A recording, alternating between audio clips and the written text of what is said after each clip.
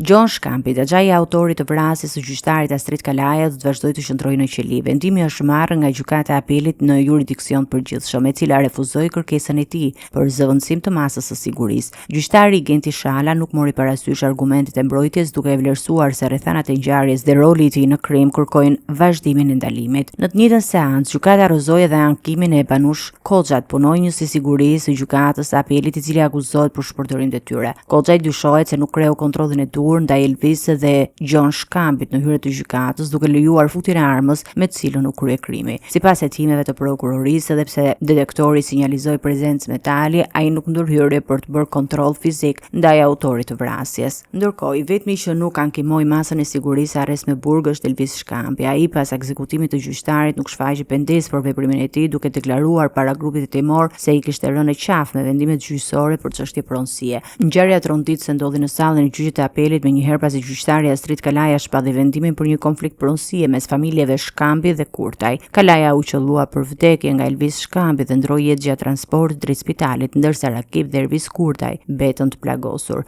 Ngjarja ka tronditur sistemin gjyqësor dhe ka nxitur reagime të forta për mungesën e sigurisë në ambientet e gjykatave, teksa hetimi për rastin vijoi në mbikëqyrjen e prokurorisë së Tiranës.